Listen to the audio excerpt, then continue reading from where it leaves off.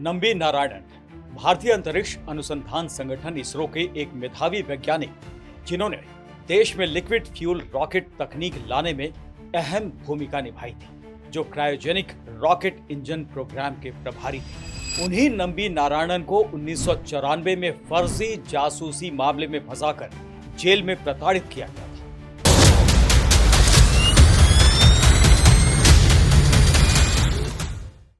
अपना सम्मान वापस पाने के लिए उन्हें 26 साल तक लंबी कानूनी लड़ाई लड़नी पड़ी, जिसके बाद 2018 में सुप्रीम कोर्ट ने उन्हें बेगुनाह करार दिया और फिर मिला उन्हें वो सम्मान जिसके वो हकदार थे।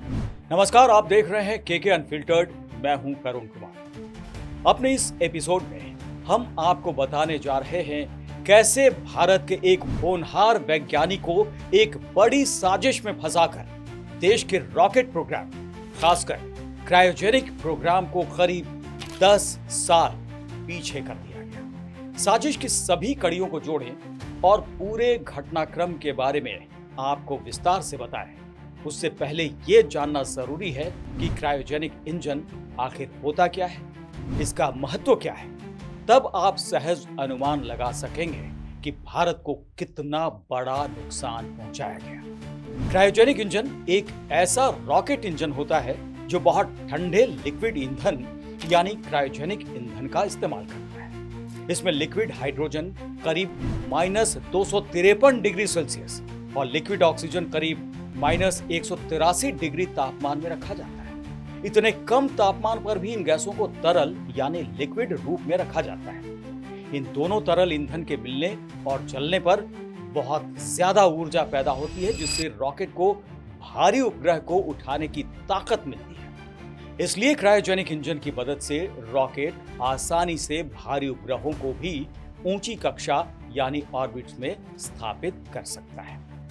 बेहद जटिल क्रायोजेनिक तकनीक बहुत कम देशों के पास है और इसरो नंबी नारायणन के साथ इसी तकनीक पर काम कर रहा था।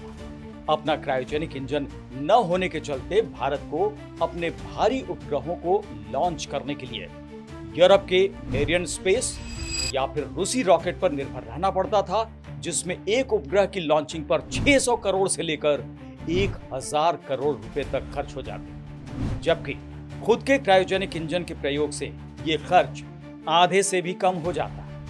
साथ ही लॉन्चिंग के लिए विदेशी रॉकेट्स की उपलब्धता पर निर्भर रहना पड़ता, यानी अपना क्रायोजेनिक इंजन होने से भारत को न केवल जबरदस्त आर्थिक फायदा होता, बल्कि वो आत्मनिर्भर और सुरक्षित भी होता।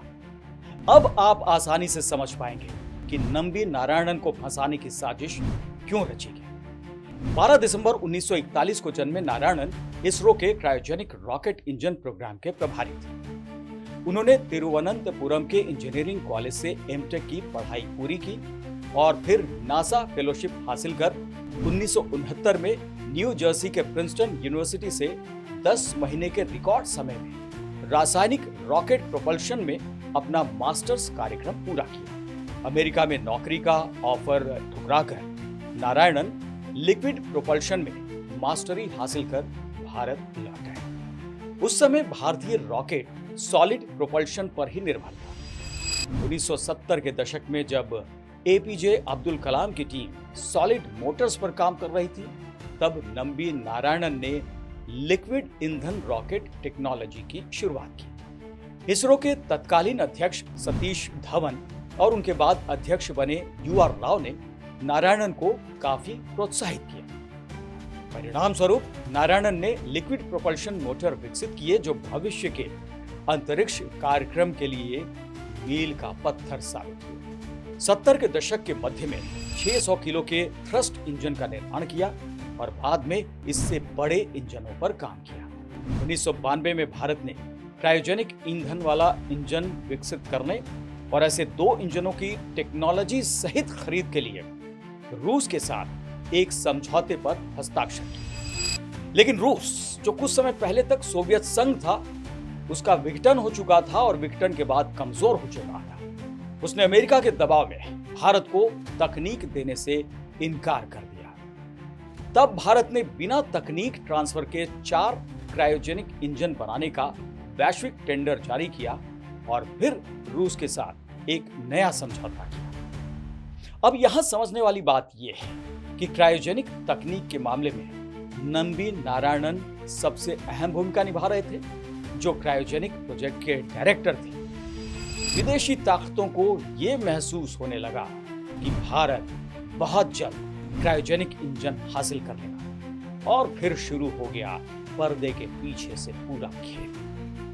अक्टूबर 1994 में मालदीव की एक महिला मरियम राशिदा को तिरुवनंतपुरम से गिरफ्तार कर लिया गया। राशिदा को इसरो के स्वदेशी क्रायोजेनिक इंजन की ड्राइंग की खुफिया जानकारी पाकिस्तान को बेचने के आरोप में गिरफ्तार किया गया।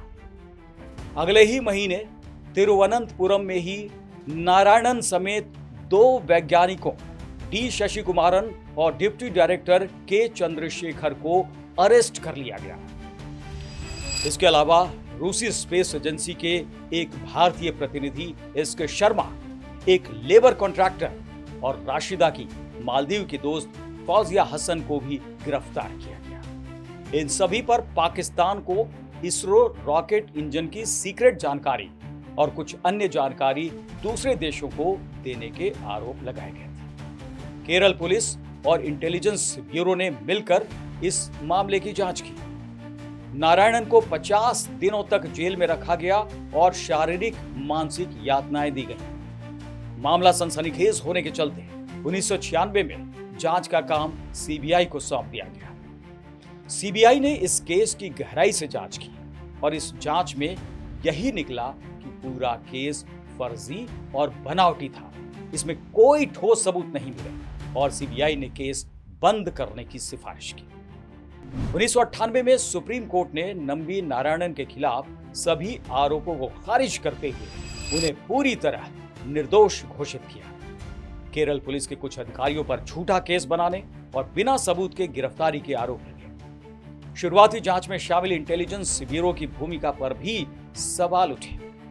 इस केस का भारत के अंतरिक्ष कार्यक्रम पर बड़ा असर पड़ा। नंबी नारायणन की गिरफ्तारी के बाद प्रोजेक्ट रुक गया और वैज्ञानिकों का मनोबल गिर गया, जिसके चलते भारत का क्रायोजेनिक प्रोग्राम कई साल पीछे चला गया। नारायणन ने अपना खोया सम्मान वापस पाने के लिए लंबी कानूनी लड़ाई लड़ी और 2018 में सुप्रीम कोर्ट ने नारायणन को 50 लाख रुपए मुआवजा देने का आदेश दिया।